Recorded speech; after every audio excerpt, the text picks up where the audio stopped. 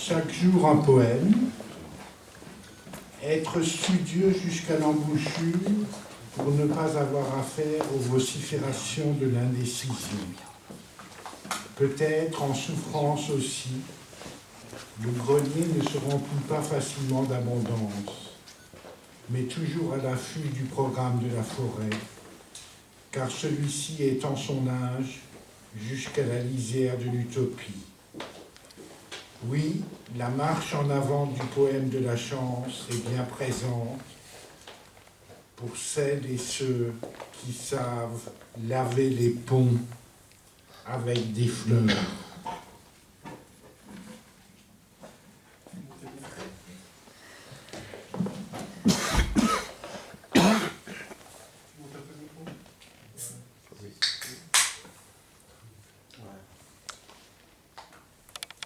La pulsation de l'intime participe à la page d'écume, celle qui dans ses bagages possède la facette de passer outre. Et dans la bergerie de la clarté se sculpte la leçon de vie qui œuvre à la table des gentils quand le radieux adhère. Justesse de point de vue ne saurait décrier le ciel bacarreur, car il s'agit toujours d'une dialectique née de la confrontation, qui permet l'agrandissement de son soi, tandis que rendez-vous est donné à la braise pour qu'ait lieu le magnificat des neiges éternelles. L'image sera de plein pied avec la vitre du monde, et de cette déambulation naît l'aller-retour entre les bruits de la langue et le bruissement de l'arbre. C'est toujours au grand large que se dessinent les aventures d'un individu dévoué au cercle magique de la consécration, quand à l'horizon le ciel n'a qu'une hâte, celle de se bagarrer. Tu sculptes la fenêtre vive donnant sur l'illimité, pendant que ton givre mental convoque devant l'abreuvoir des anges le programme de la forêt, tandis qu'au fond de la vallée, le vent brise tous les consensus pour s'ouvrir à la fenaison des possibles, alors que le sourcier des confins, à la table des augures, prépare un vêtement d'âme pour désaltérer les plus désemparés. L'Éternel révolté habite la maison de la circonstance, quand le ciel se bagarre avec le taureau. Alors travaille le cœur, celui qui s'en remet à la trouvaille, lorsque le levain prend conscience qu'il est l'étape nécessaire à la mise au clair de tout ce qui se trame dans le cercle de l'avenant.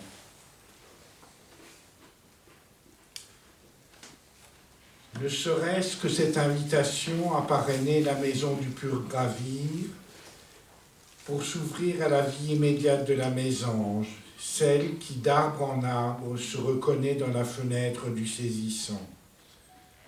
Dès lors, il s'agira de cheminer à pas feutrés, car c'est dans l'humilité d'un silence habité que la fresque de l'illimité exerce son suivi quand le verbe se fait oiseau. Ne serait-ce que le creusement pour se rendre au-delà des apparences. Dès lors, il s'agira d'aller à la ligne pour aérer l'horizon qui se tient devant nous. Oui, une fleur sur le chemin, c'est déjà la Pâque revisitée, puis, escortés par les bagages du radieux, nous partons en mission afin que l'entre-deux ne soit pas une mise entre parenthèses, mais la mise en œuvre d'un ici même, délibérément ouvert au temps de la lampe d'éveil.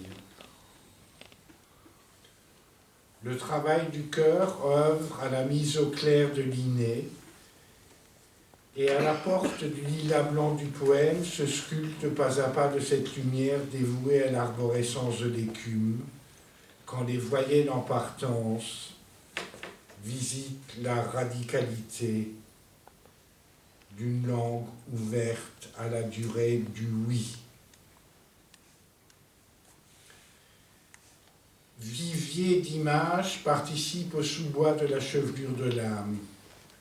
C'est déjà ça, cette nourriture terrestre, qui permet de poser un nom sur la chose. Puis, tandis qu'on ramasse le bois mort, la part de l'émotion facilite l'accès à l'élévation, quand les choses simples réhabilitent l'humilité.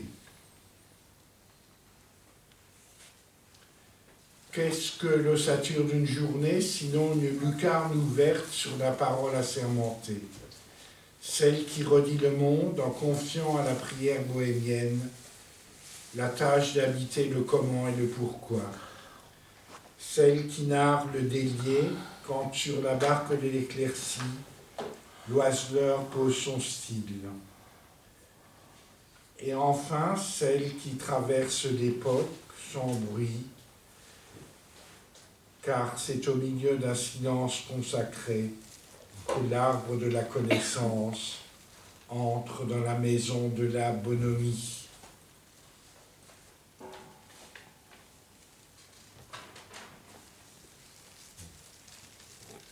Le vocabulaire de la nage narre le parcours de l'hirondelle. Et dans la besace du cantonnier du langage se trouvent des épithètes dévouées au sacerdoce de la langue.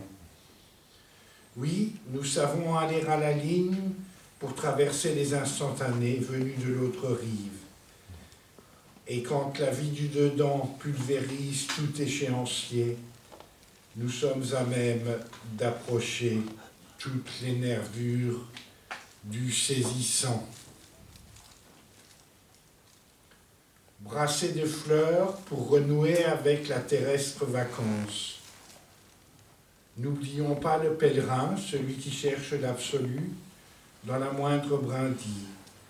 N'oublions pas le don des souffles, celui qui, hors de toute tutelle, permet le rayonnement son suivi.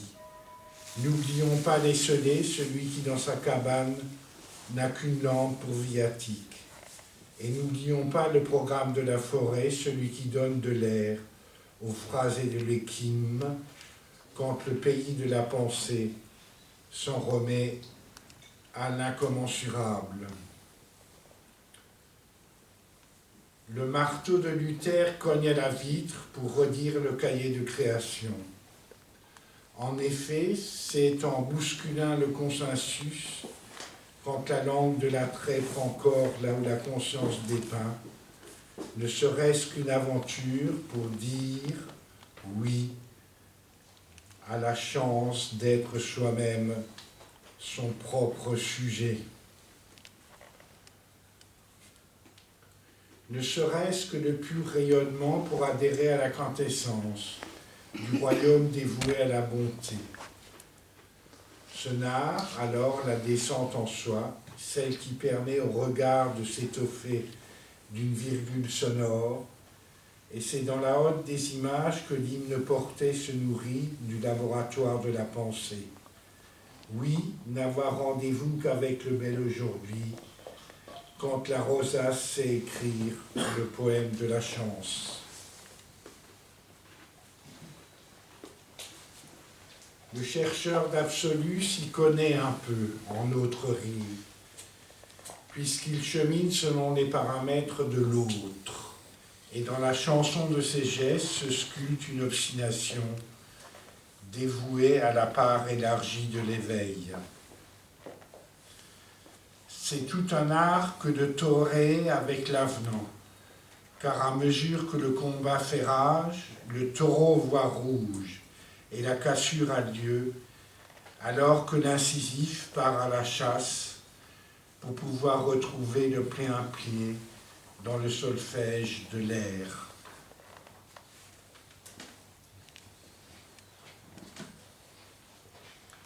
Le rythme va structurer les plages du silence, et bivouaquer avec le sel de la terre. C'est pour cela que c'est de pied ferme que nous arpentons le territoire de ce souffle.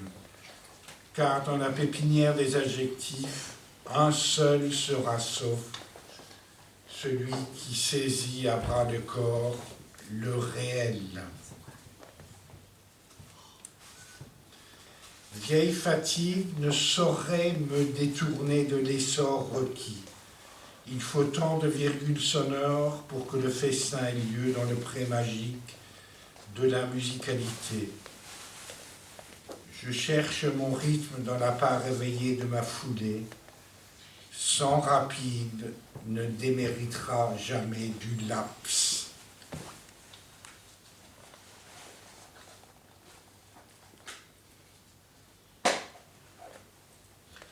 Ouverture du bal pour un parterre de jonquilles. Travail du cœur pour animer le gros orteil. Puis retour à son soi afin d'asseoir la gestuelle bleue du cordonnier de l'âme. Et enfin dire au geste simple, dévoué à la transparence. Toutes sortes de ciel, la parole peut aimanter, car dès l'aube, le levain s'assoit à côté de la réalité pour regarder le cœur de la nef. Et la vie immédiate de la mésange permet aux petits dieux d'être les témoins du bonjour et de l'adieu.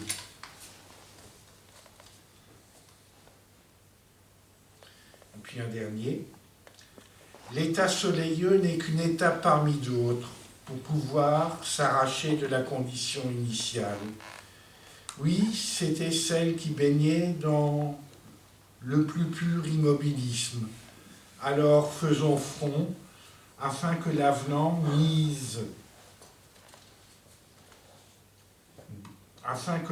brise tous les miroirs pour ne faire qu'un avec les stages de la réalité. Voilà, merci.